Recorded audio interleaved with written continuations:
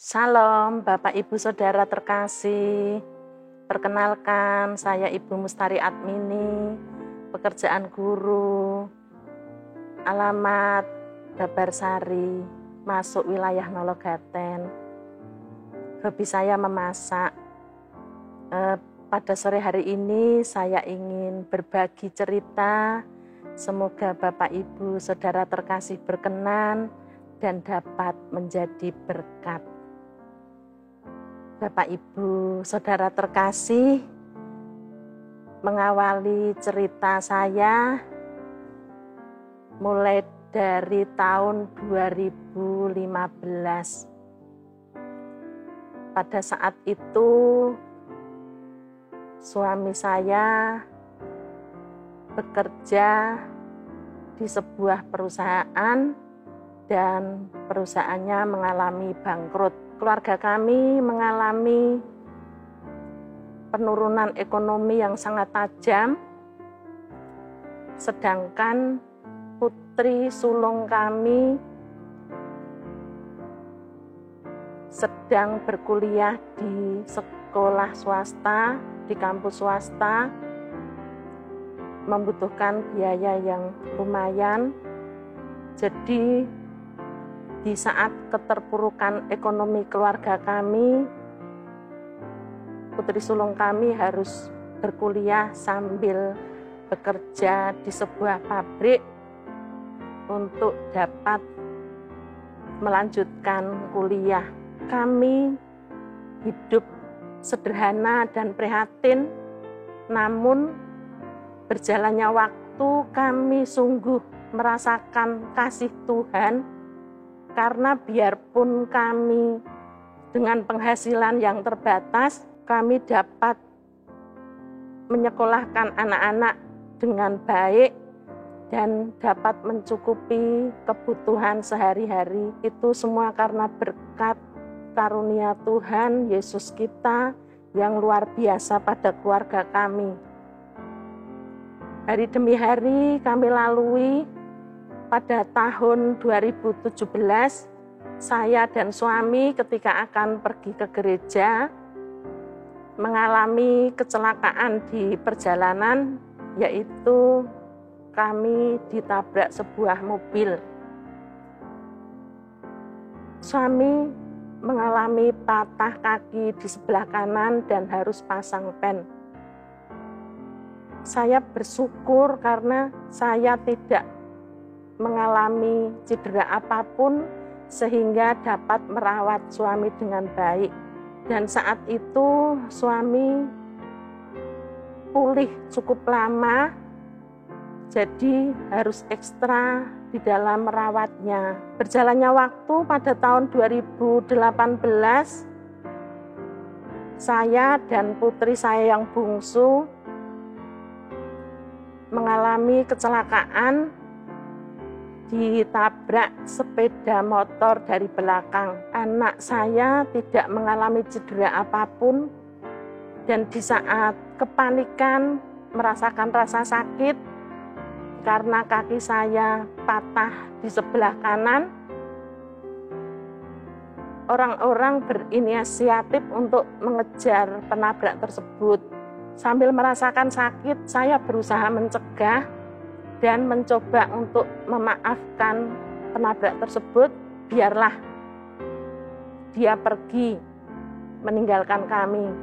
Bapak Ibu Saudara, kalau dirasa betapa sedih yang berturut-turut, tetapi kami merasakan berkat Tuhan yang luar biasa ketika banyak kerabat, saudara, sahabat, warga yang datang mendoakan, mendukung, memotivasi, dan menguatkan kami.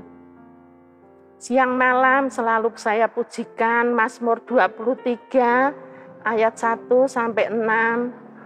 Tuhan adalah gembalaku, takkan kekurangan aku, dan seterusnya. Pujian itu yang selalu kami lantunkan. Betapa di saat kami sedang kesakitan, di saat kami sedang merasakan susah, tetapi ada penghiburan. Kami percaya, karena selanjutnya kami, terlebih saya, di saat kaki saya masih sakit, saya punya semangat yang tiba-tiba untuk dapat kembali bekerja.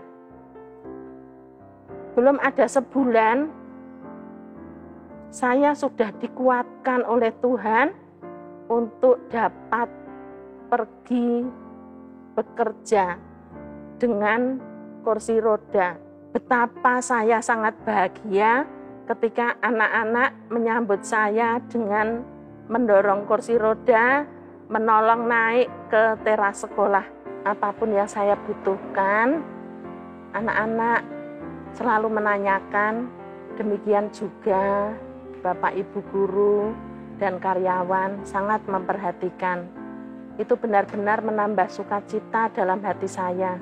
Saya sangat bersyukur dan tambah semangat lagi. Selama saya menjalani sakit, menjalani duka, memang selama ini tidak pernah sambat atau mengeluh kepada teman atau saudara, tetapi saya hanya berseru kepada Tuhan Yesus. Saya mohon kekuatan dan kemampuan untuk dapat menjalani. Dan luar biasa Tuhan Yesus mengasihi saya dan keluarga, karena di tahun 2019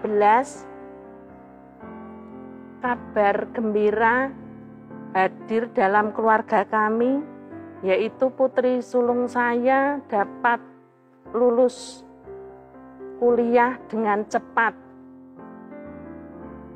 Itu berita yang mengagetkan dan benar-benar itu Tuhan yang berkarya untuk keluarga kami. Tidak hanya itu, bulan berikutnya anak saya melamar CPNS dan Tuhan memberkati anak saya dapat lolos walaupun harus ditempatkan di tempat yang jauh, beda pulau, tetapi itu sesuai harapan anak saya dapat melayani di daerah yang minoritas. Sungguh kami sangat bersyukur berkat Tuhan itu. Tak henti-hentinya kami sekeluarga mengucapkan syukur dan terima kasih atas berkat-berkat yang diberikan. Kami merasakan kecelakaan yang terjadi, keterpurukan yang terjadi, sukacita, itu semua adalah berkat. Berganti waktu pada Natal 2020, ada hal yang sebelumnya tidak terpikirkan oleh kami, yaitu suami mengalami serangan stroke berat.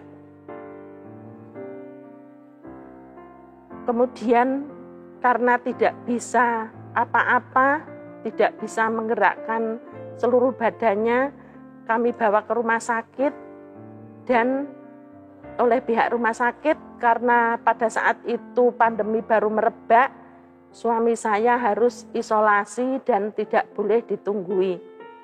Hampir bersamaan waktu ketika kami sedang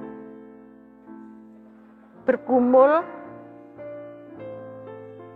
putri sulung saya yang di rantau mengabarkan bahwa putri saya terpapar COVID yang cukup berat. Lalu saya hanya bisa berseru kepada Tuhan. Sekali lagi saya tidak bercerita kepada teman atau saudara. Saya hanya berseru kepada Tuhan. Dan luar biasa, dalam waktu 2 minggu, suami saya dapat pulih dan berjalan walaupun dengan pelan, Demikian juga putri sulung saya sembuh dan dapat bekerja kembali. Itu semua adalah berkat Tuhan, Tuhan yang berkarya. Karena menurut prediksi dokter, suami saya baru bisa sembuh sekitar 6 bulan. Tetapi dalam waktu 2 minggu karena semangat yang luar biasa, suami saya pelan-pelan dapat bicara, dapat berjalan. Kami sungguh bersyukur. Waktu berikut pada bulan April 2021, anak saya yang bungsu ketika sedang mempersiapkan ujian di sekolahnya, ASPD berbasis komputer, tiba-tiba anak saya terpeleset kemudian patah di pergelangan tangan kiri. Anak saya ini sangat pendiam dan tidak banyak tingkah. Sehingga pada saat itu tidak memberitahu siapa-siapa, tetapi melanjutkan mengerjakan soal dengan tangan kiri. Begitu Bapak Ibu kisah yang dapat saya sampaikan. Kiranya apa yang sudah saya sampaikan ini menjadi berkat, dan apabila di antara Bapak Ibu mengalami hal-hal yang seperti saya, jangan pantang menyerah, tetap bersandar pada Yesus. Saya pernah bertanya mengapa ini terjadi, tetapi hal itu kemudian saya balik, terima kasih Tuhan karena saya diberi kesempatan untuk melewati persoalan-persoalan yang sedemikian rumit, tetapi Tuhan sudah memberi kekuatan kepada kami.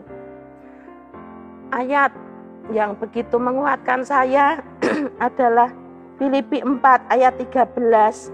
Segala perkara dapat kutanggung di dalam Dia yang memberi kekuatan kepadaku. Amin. Tuhan Yesus memberkati.